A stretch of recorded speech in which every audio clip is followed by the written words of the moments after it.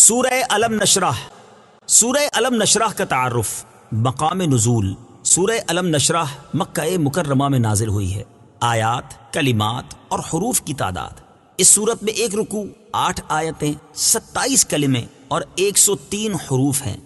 علم نشرح نام رکھنے کی وجہ: اس صورت کے 3 نام ہیں، سورہ شرح، سورہ انشرح اور سورہ علم نشرح، اور یہ تینوں نام اس صورت کی پہلی آیت سے ماخوذ ہیں۔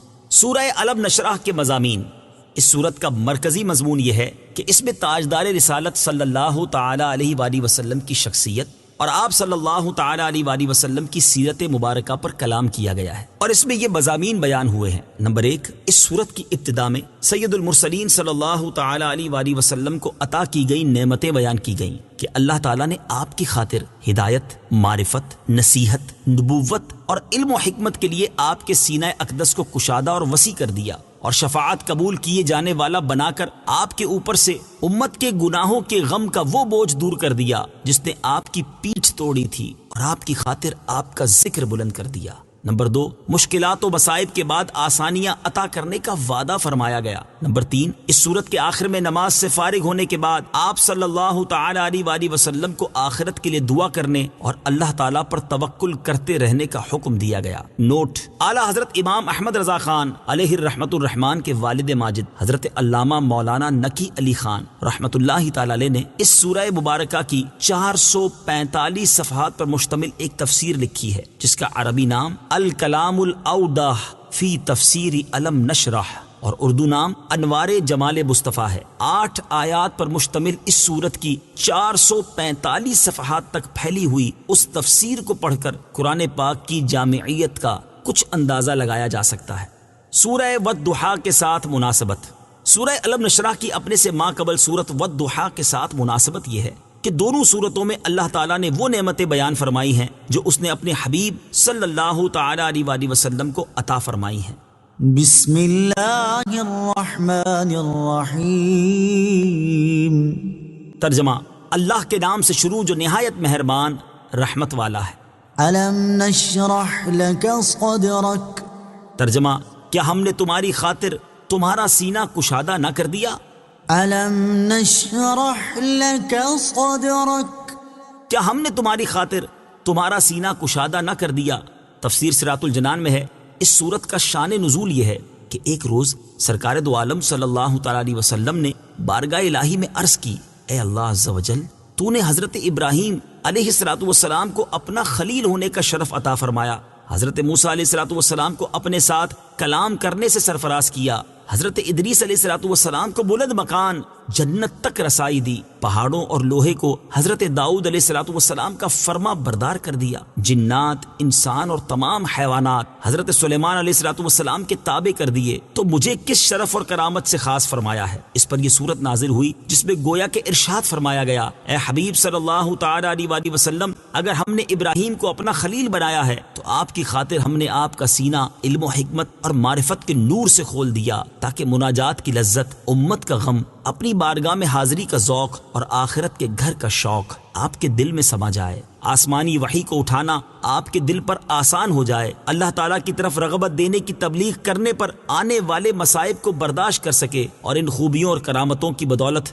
آپ کو وہ مقام حاصل ہو کہ حضرت ابراہیم علیہ السلام کے خلیل ہونے کو اس سے کچھ نسبت نہ رہے، اور اگر ہم نے حضرت موسیٰ علیہ السلام کو اپنے ساتھ ہم کلام ہونے کا شرف عطا کیا اور حضرت ادریس علیہ السلام کو بلند مکان تک رسائی عطا کی ہے، تو آپ کو اس غم سے نجات دی جو آپ کی پشت پر بہت بھاری تھا، اور آپ کو لا مقام میں بلا کر اپنے دیدار سے مشرف کیا، یہاں تک کہ ہم میں اور آپ میں ہماری شایان شان 2 کمانوں کے برابر بلکہ اس سے بھی کم فاصلہ رہ گیا، اور آسمانوں کی پوری سلطنت میں آپ کی قربت اور منزلت کا شہرہ ہو گیا۔ اگر ہم نے حضرت داؤد اور حضرت سلیمان علیہ السلام کو دنیا کی چند چیزوں پر حکومت بخشی ہے، تو آپ کو عالم علوی یعنی آسمانوں پر قدرت دی ہے کہ وہاں کے فرشتے خادموں کی طرح آپ کی بارگاہ میں حاضر رہتے ہیں، اور آپ کے سپاہیوں کی طرح آپ کے دشمنوں سے لڑتے ہیں، اور آسمانوں میں کوئی چیز ایسی نہیں ہے جو آپ کی نبوت و رسالت سے واقف نہ ہو اور آپ کے حکم سے انحراف کرے۔ اعلیٰ حضرت رحمت اللہ تعالی اللہ تعالیٰ کے حبیب صلی اللہ تعالی علیہ وآلہ وسلم کی شان بیان کرتے ہوئے فرماتے ہیں، اصالت کل، امامت کل، سیادت کل، امارت کل، حکومت کل، ولایت کل، خدا کے یہاں تمہارے لیے فرشتے خدم، رسول حشم، تمام غلام کرم، وجود و عدم، حدوث و قدم، جہاں میں عیاں تمہارے لیے. یہ طور کجا سپہر تو کیا کہ عرش اولا بھی دور رہا، جہد سے ورا وصال ملا، یہ رفعت شان تمہارے لیے. مفتی نعیم الدین مراد آبادی رحمت اللہ تعالی علیہ اس آیت کی تفسیر میں لکھتے ہیں، یعنی اے حبیب صلی اللہ تعالی علیہ وآلہ وسلم، ہم نے آپ کی خاطر آپ کے سینہ اقدس کو ہدایت، معرفت، نصیحت، نبوت اور علم و حکمت کے لیے کشادہ اور وسیع کر دیا، یہاں تک کہ عالم غیب اور عالم شہادت اس کی وسعت میں سما گئے اور جسمانی تعلقات روحانی انوار کے لیے مانے نہ ہو سکے، اور علوم لدنیہ، حکم الہیہ، معارف ربانیہ اور حقائق رحمانیہ آپ کے سینہ پاک میں جلوہ نما ہوئے. بعض مفسرین کے نزدیک اس آیت میں ظاہری طور پر سینہ مبارک کا کھلنا مراد ہے. احادیث میں مذکور ہے کہ ظاہری طور پر نبی کریم علیہ الصلوۃ والسلام کے سینہ مبارکہ کا کھلنا بھی بارہا ہوا، جیسے عمر مبارک کی ابتدا میں سینہ اقدس کھلا نزول وحی کی ابتدا کے وقت، اور شب معراج سینہ مبارک کھلا، اور اس کی شکل یہ تھی کہ حضرت جبریل امین علیہ الصلوۃ والسلام نے سینہ پاک کو چاک کر کے قلب مبارک نکالا اور زریں تشت میں آب زمزم سے غسل دیا اور نور و حکمت سے بھر کر اس کو اس کی جگہ پر رکھ دیا. آیت ألم نشرح لك صدرك سے حاصل ہونے والی معلومات. اس سے دو باتیں معلوم ہوئیں. نمبر 1، دنیا کی حقارت اور آخرت کے کمال کے علم سے سینے کا کھل جانا اللہ تعالیٰ کی بہت بڑی نعمت ہے.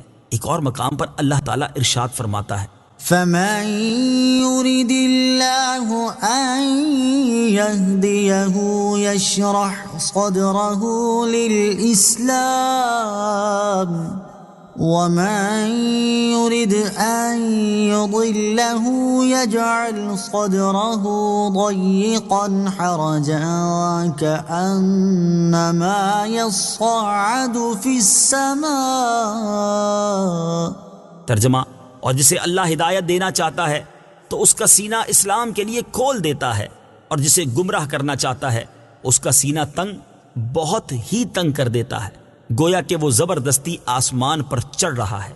اور حضرت عبداللہ بن مسعود رضی اللہ تعالیٰ عنہ فرماتے ہیں، تاجدار رسالت صلی اللہ تعالیٰ علیہ وآلہ وسلم نے یہ آیت تلاوت فرمائی تو صحابہ کرام نے عرض کی، اس کھولنے سے کیا مراد ہے؟ ارشاد فرمایا، اس سے مراد وہ نور ہے جو مومن کے دل میں ڈالا جاتا ہے، جس سے اس کا دل کھل جاتا ہے. عرض کی گئی، کیا اس کی کوئی نشانی ہے جس سے اس کی پہچان ہو سکے؟ ارشاد فرمایا، ہاں، اس کی 3 علامتیں ہیں. نمبر 1، آخرت کی طرف رغبت. نمبر 2، دنیا سے نفرت. اور نمبر 3، موت سے پہلے آخرت کی تیاری. نمبر 2، حضور اقدس صلی اللہ تعالیٰ علیہ وآلہ وسلم اللہ تعالیٰ کے ایسے حبیب ہیں کہ اللہ تعالیٰ نے بن مانگے ان کا مقدس سینہ ہدایت اور معرفت کے لیے کھول کر انہیں یہ نعمت عطا کر دی. ووضعنا عنك وزرك الذي أنقض ظهرك. ترجمہ، اور ہم نے تمہارے اوپر سے تمہارا بوجھ اتار دیا جس نے تمہاری پیٹھ توڑی تھی. ووضعنا عنك وزرك اور ہم نے تمہارے اوپر سے تمہارا بوجھ اتار دیا. تفسیر صراط الجنان میں ہے، اس بوجھ سے کیا مراد ہے؟ اس کے بارے میں مفسرین کا ایک قول یہ ہے کہ اس سے وہ غم مراد ہے جو حضور پرنور صلی اللہ تعالی علیہ وآلہ وسلم کو کفار کے ایمان نہ لانے کی وجہ سے رہتا تھا. دوسرا قول یہ ہے کہ اس بوجھ سے امت کے گناہوں کا غم مراد ہے جس میں آپ صلی اللہ تعالی علیہ وآلہ وسلم کا قلب مبارک مشغول رہتا تھا. مراد یہ ہے کہ اے حبیب صلی اللہ تعالی علیہ وآلہ وسلم، ہم نے آپ کو شفاعت قبول کیے جانے والا بنا کر غم کا وہ بوجھ دور کر دیا جس نے آپ کی پیٹھ توڑ دی تھی. حضور اقدس صلی اللہ تعالی علیہ وآلہ وسلم کا غم امت کفار کے ایمان نہ لانے کی وجہ سے رسول کریم صلی اللہ تعالی علیہ وسلم کو کتنا غم ہوتا تھا، اس کا اندازہ اس آیت سے لگایا جا سکتا ہے جس میں اللہ تعالیٰ نے اپنے حبیب صلی اللہ تعالی علیہ وآلہ وسلم سے ارشاد فرمایا، فَلَعَلَّكَ بَاخِعٌ نَفْسَكَ عَلَىٰ آثَارِهِمْ إِن لَّمْ يُؤْمِنُوا بِهَٰذَا الْحَدِيثِ أَسَفًا. ترجمہ، اگر وہ اس بات پر ایمان نہ لائیں تو ہو سکتا ہے کہ تم ان کے پیچھے غم کے مارے اپنی جان کو ختم کر دو. اور امت کے بارے میں آپ صلی اللہ تعالی علیہ وآلہ وسلم کا کیا حال تھا، اس کا اندازہ اس آیت سے لگایا جا سکتا ہے۔ چنانچہ ارشاد باری تعالی ہے، لقد جاءكم رسول من أنفسكم عزيز عليه ما عنتم حريص عليكم بالمؤمنين رؤوف رحيم۔ ترجمہ، بے شک تمہارے پاس تم میں سے وہ عظیم رسول تشریف لے آئے جن پر تمہارا مشقت میں پڑنا بہت بھاری گزرتا ہے، وہ تمہاری بھلائی کے نہایت چاہنے والے، مسلمانوں پر بہت مہربان، رحمت فرمانے والے ہیں۔ اور اس حدیث سے بھی اس کا اندازہ لگایا جا سکتا ہے۔ چنانچہ حضرت عبداللہ بن عمرو بن عاص رضی اللہ تعالی عنہما فرماتے ہیں کہ رسول کریم صلی اللہ تعالی علیہ وآلہ وسلم نے قرآن پاک میں سے حضرت ابراہیم علیہ السلام کے اس قول کی تلاوت فرمائی، رب إنهن أضللن كثيرا من الناس فمن تبعني فإنه مني ومن عصاني فإنك غفور رحيم۔ ترجمہ، اے میرے رب، بے شک بتوں نے بہت سے لوگوں کو گمراہ کر دیا، تو جو میرے پیچھے چلے تو بے شک وہ میرا ہے، اور جو میری نافرمانی کرے تو بے شک تو بخشنے والا مہربان ہے۔ اور وہ آیت تلاوت فرمائی جس میں حضرت عیسیٰ علیہ السلام کا یہ قول ہے، إن تعذبهم فإنهم عبادك وإن تغفر لهم فإنك أنت العزيز الحكيم۔ ترجمہ، اگر تو انہیں عذاب دے تو وہ تیرے بندے ہیں، اور اگر تو انہیں بخش دے تو بے شک تو ہی غلبے والا، حکمت والا ہے۔ تو حضور پر نور صلی اللہ تعالی علیہ وآلہ وسلم پر گریہ طاری ہو گیا اور اپنے دست اقدس اٹھا کر دعا کی، اے اللہ عز و جل، میری امت، میری امت۔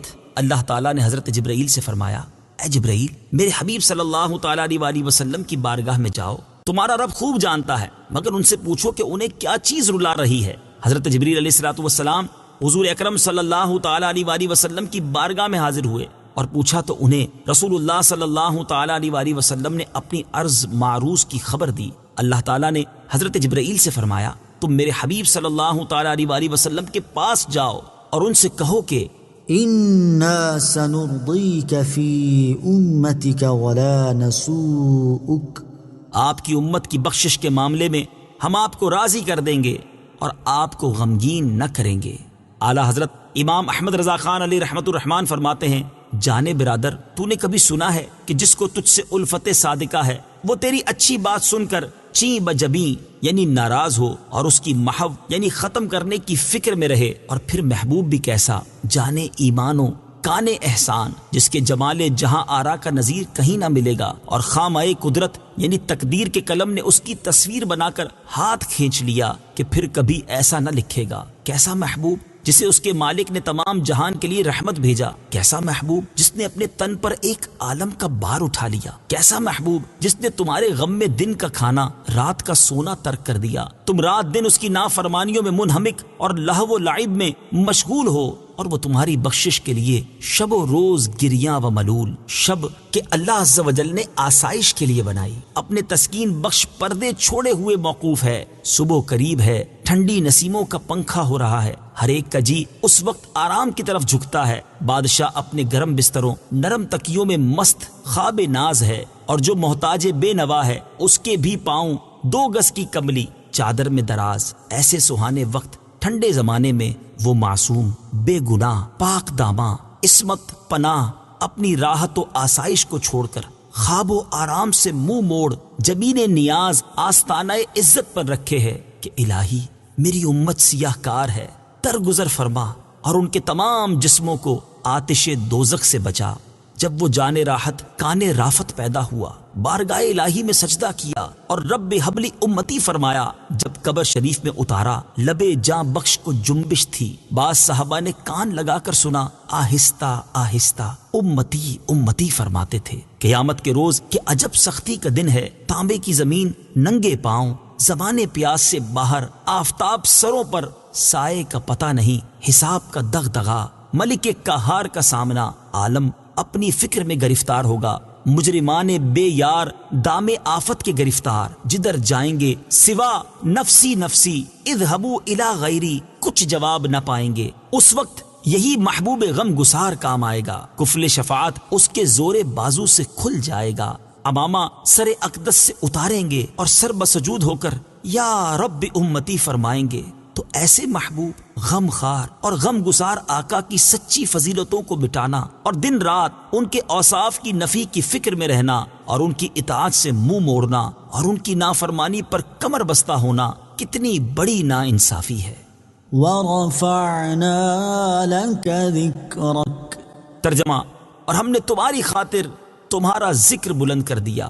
وَرَفَعْنَا لَكَ ذِكْرَكَ، اور ہم نے تمہاری خاطر تمہارا ذکر بلند کر دیا۔ تفسیر صراط الجنان میں ہے، مفسرین نے سید المرسلین صلی اللہ تعالی علیہ وآلہ وسلم کا ذکر بلند ہونے کی مختلف توجیحات بیان کی ہیں۔ نمبر 1، حضور پرنور صلی اللہ تعالی علیہ وآلہ وسلم کے ذکر کی بلندی یہ ہے کہ اللہ تعالیٰ نے اپنے حبیب پر ایمان لانا اور ان کی اطاعت کرنا مخلوق پر لازم کر دیا ہے، حتیٰ کہ کسی کا اللہ تعالیٰ پر ایمان لانا، اس کی وحدانیت کا اقرار کرنا اور اس کی عبادت کرنا اس وقت تک مقبول نہیں جب تک وہ تاجدار رسالت صلی اللہ تعالی علیہ وآلہ وسلم پر ایمان نہ لے آئے اور ان کی اطاعت نہ کرنے لگے۔ اللہ تعالیٰ ارشاد فرماتا ہے، مَن يُطِعِ الرَّسُولَ فَقَدْ أَطَاعَ اللَّهَ، ترجمہ، جس نے رسول کا حکم مانا بے شک اس نے اللہ کا حکم مانا۔ اور ارشاد فرمایا، فَلَا وَرَبِّكَ لَا يُؤْمِنُونَ حَتَّى يُحَكِّمُوكَ فِيمَا شَجَرَ بَيْنَهُمْ ثُمَّ لَا يَجِدُوا فِي أَنفُسِهِمْ حَرَجًا مِّمَّا قَضَيْتَ وَيُسَلِّمُوا تَسْلِيمًا۔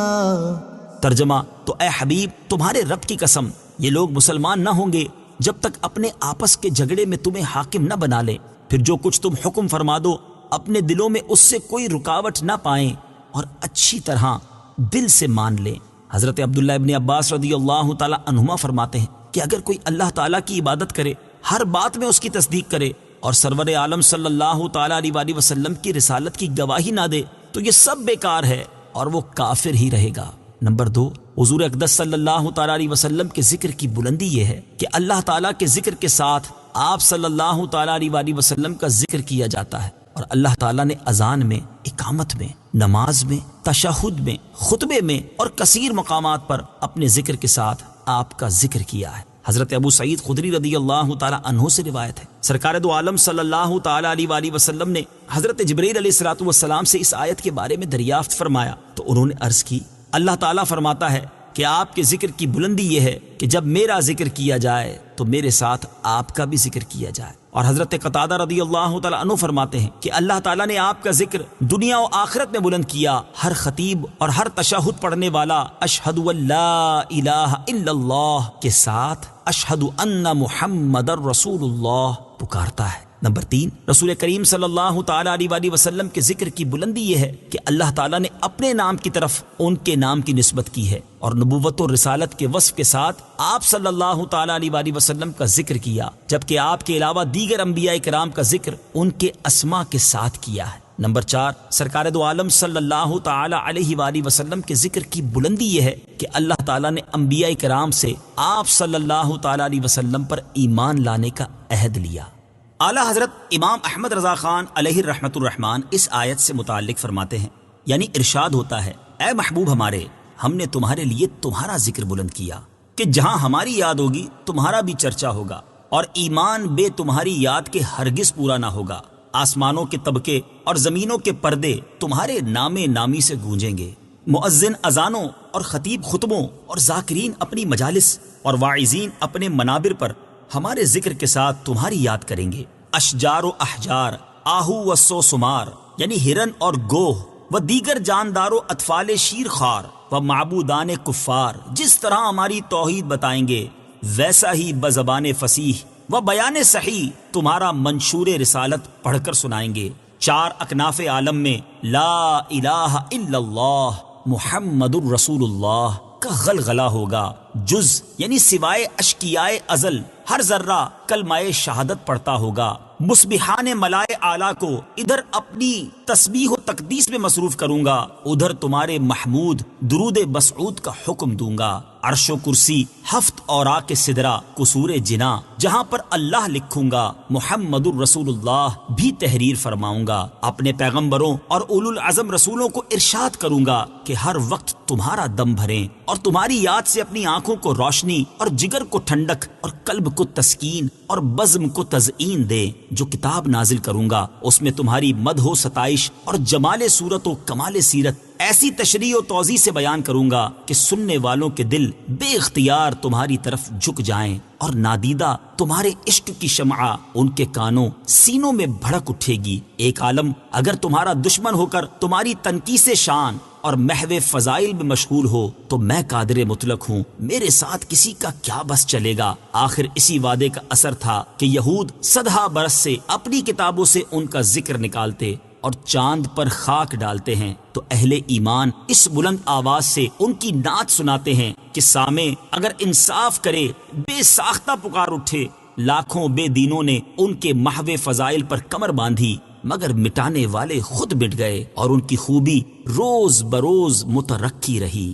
رفعت ذکر ہے تیرا حصہ، دونوں عالم میں ہے تیرا چرچا، مرغ فردوس پس از حمد خدا تیری ہی مدح و ثنا کرتے ہیں۔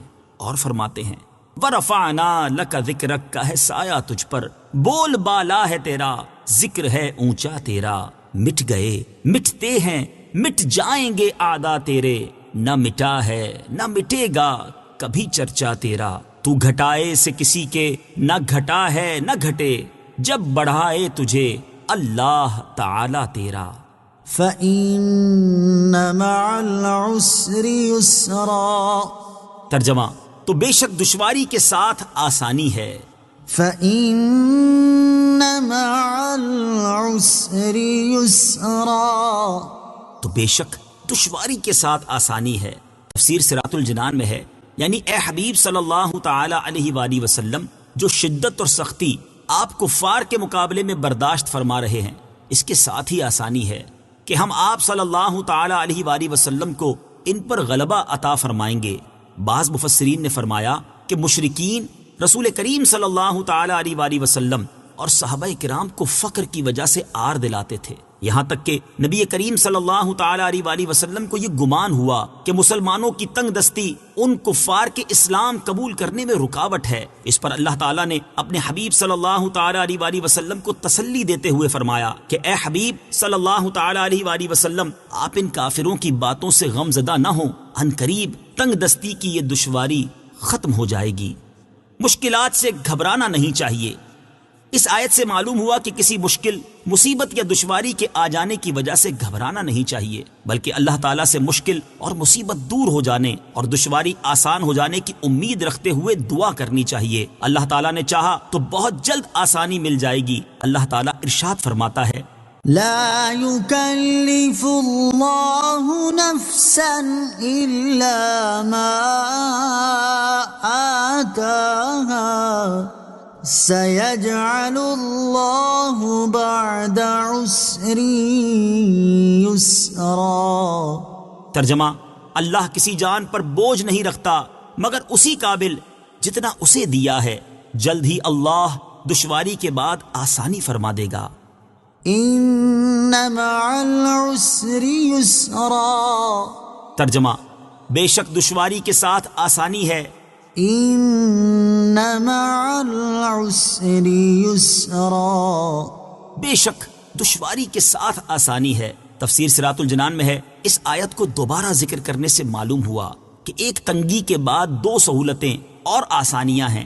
حضرت حسن رضی اللہ تعالی عنہ فرماتے ہیں ایک دن نبی کریم صلی اللہ تعالی علیہ وآلہ وسلم اپنے کاشانہ اقدس سے خوشی اور سرور کی حالت میں مسکراتے ہوئے باہر تشریف لائے اور ارشاد فرمایا ایک تنگی دو آسانیوں پر ہرگز غالب نہیں آئے گی، تو بے شک دشواری کے ساتھ آسانی ہے، بے شک دشواری کے ساتھ آسانی ہے۔ فَإِذَا فَرَغْتَ فَانصَبْ، ترجمہ، تو جب تم فارغ ہو تو محنت کرو۔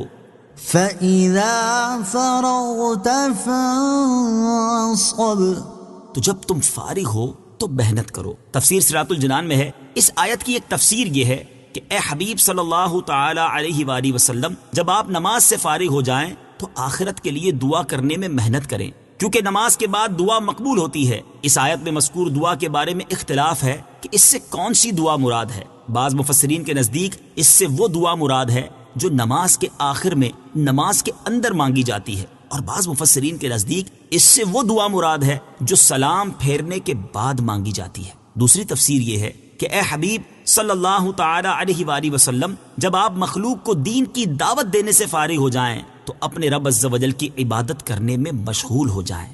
آیت فَإِذَا فَرَغْتَ فَانصَبْ سے حاصل ہونے والی معلومات۔ اس آیت سے 3 باتیں معلوم ہوئیں۔ نمبر 1، نماز کے بعد خاص طور پر اللہ تعالیٰ سے دعا کرنی چاہیے کہ اللہ تعالیٰ نماز کے بعد کی گئی دعائیں قبول فرماتا ہے۔ نمبر 2، بندے کو فارغ نہیں رہنا چاہیے اور نہ ہی کسی ایسے کام میں مشغول ہونا چاہیے جس کا کوئی دینی یا دنیاوی فائدہ نہ ہو۔ حضرت ابو ہریرہ رضی اللہ تعالی عنہ سے روایت ہے، رسول اللہ صلی اللہ تعالی علیہ وآلہ وسلم نے ارشاد فرمایا، انسان کے اسلام کی خوبیوں میں سے ایک خوبی یہ ہے کہ وہ اس چیز کو چھوڑ دے جو اسے فائدہ نہ دے۔ نمبر 3، جو خطیب، واعظ اور مبلغ حضرات رات گئے تک محافل اور اجتماعات میں عوام الناس کے سامنے خطاب، تقریر اور بیان کرتے ہیں، انہیں بھی چاہیے کہ وہ اس کام سے فارغ ہونے کے بعد اللہ تعالیٰ کی عبادت کرنے کی کوشش کریں۔ لیکن افسوس کہ فی زمانہ ایسے حضرات کی ایک تعداد ایسی ہے کہ جو آدھی رات بلکہ اس سے بعد تک بھی محافل اور اجتماعات میں اپنے خطاب، تقریر اور بیان کرنے کے معاملے میں تو انتہائی چست نظر آتے ہیں، اور ان کے خطاب میں جوش اور ولولہ نمایاں نظر آتا ہے۔ جماعت چھوڑنے، نماز قضا کرنے یا بالکل ہی نہ پڑھنے کی سزاؤں پر مشتمل آیات و احادیث رو رو کر سنا رہے ہوتے ہیں، لیکن اس سے فارغ ہونے کے بعد نماز کے معاملے میں ان کی اپنی سستی کا یہ حال ہوتا ہے کہ وہ فجر کی نماز جماعت کے بغیر یا قضا کر کے پڑھتے ہیں، اور دیگر نمازوں کی ادائیگی میں بھی انتہائی سستی سے کام لیتے ہیں۔ ایسے حضرات کو چاہیے کہ ان آیات اور احادیث کو پڑھ کر اپنی عملی حالت اور اس کی جزا کے بارے میں خود ہی غور کر لیں۔ چنانچہ اللہ تعالیٰ ارشاد فرماتا ہے، یا ایھا الذین آمنوا لم تقولون ما لا تفعلون كبر مقتا عند الله أن تقولوا ما لا تفعلون۔ ترجمہ، اے ایمان والو، وہ بات کیوں کہتے ہو جو کرتے نہیں؟ اللہ کے نزدیک یہ بڑی سخت ناپسندیدہ بات ہے کہ تم وہ کہو جو نہ کرو۔ اور ارشاد فرمایا، أتأمرون الناس بالبر وتنسون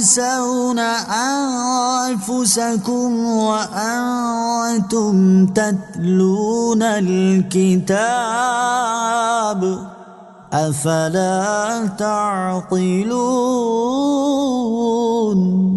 ترجمہ، کیا تم لوگوں کو بھلائی کا حکم دیتے ہو اور اپنے آپ کو بھولتے ہو حالانکہ تم کتاب پڑھتے ہو؟ تو کیا تمہیں عقل نہیں؟ اور حضرت اسامہ رضی اللہ تعالی عنہ سے روایت ہے، بخاری شریف کی حدیث ہے، رسول اللہ صلی اللہ تعالی علیہ وسلم نے ارشاد فرمایا، قیامت کے دن ایک شخص کو لایا جائے گا، پھر اس کو دوزخ میں ڈال دیا جائے گا، یہاں تک کہ اس کی انتڑیاں دوزخ میں بکھر جائیں گی، اور وہ اس طرح گردش کر رہا ہوگا جس طرح چکی کے گرد گدھا گردش کرتا ہے۔ جہنمی اس کے گرد جمع ہو کر اس سے کہیں گے، اے فلاں، کیا بات ہے؟ تم تو ہم کو نیکی کی دعوت دیتے اور برائی سے منع کرتے تھے، اور تم یہاں عذاب میں مبتلا ہو۔ وہ کہے گا، میں تم کو نیکی کی دعوت دیتا تھا اور خود نیک کام نہیں کرتا تھا، اور میں تم کو تو برائی سے روکتا تھا لیکن خود برے کام کرتا تھا۔ اور حضرت انس بن مالک رضی اللہ تعالی عنہ سے روایت ہے، حضور اقدس صلی اللہ تعالی علیہ وسلم نے ارشاد فرمایا، شب معراج میرا گزر ایسے لوگوں کے پاس سے ہوا جن کے ہونٹ آگ کی کینچیوں سے کاٹے جا رہے تھے، جب بھی ان کو کاٹا جاتا تو وہ دوبارہ جڑ جاتے اور پھر ان کو کاٹا جاتا۔ میں نے پوچھا، اے جبرائیل علیہ السلام، یہ کون لوگ ہیں؟ انہوں نے عرض کی، یہ آپ کی امت کے وہ خطیب ہیں جو لوگوں کو تو نیکی کی دعوت دیتے تھے لیکن اپنی جانوں کو بھول جاتے تھے۔ حالانکہ وہ قرآن کی تلاوت کرتے تھے، کیا وہ عقل نہیں رکھتے تھے؟ وَإِلَىٰ رَبِّكَ فَارْغَب ترجمہ، اور اپنے رب ہی کی طرف رغبت رکھو۔ وَإِلَىٰ رَبِّكَ فَارْغَب اور اپنے رب ہی کی طرف رغبت رکھو۔ تفسیر صراط الجنان میں ہے، یعنی اے حبیب صلی اللہ تعالی علیہ وآلہ وسلم، آپ خاص طور پر اپنے رب عز و جل کی طرف رغبت رکھیں، اسی کے فضل کے طالب رہیں اور اسی پر توکل کریں۔ اللہ تعالیٰ پر توکل کرنے اور اس کا فضل مانگنے کی ترغیب اس آیت سے معلوم ہوا کہ ہر مسلمان کو چاہیے کہ وہ اللہ تعالیٰ پر توکل کرے اور اللہ تعالیٰ سے اس کا فضل مانگے۔ ایک اور مقام پر اللہ تعالیٰ ارشاد فرماتا ہے، وَعَلَى اللَّهِ فَلْيَتَوَكَّلِ الْمُؤْمِنُونَ۔ ترجمہ، اور مسلمانوں کو اللہ ہی پر بھروسہ کرنا چاہیے۔ اور حضرت عبداللہ ابن مسعود رضی اللہ تعالی عنہ سے روایت ہے، نبی کریم صلی اللہ تعالی علیہ وآلہ وسلم نے ارشاد فرمایا، اللہ تعالیٰ سے اس کا فضل مانگو کہ اللہ تعالیٰ مانگنے کو پسند فرماتا ہے۔ صدق اللہ العظیم۔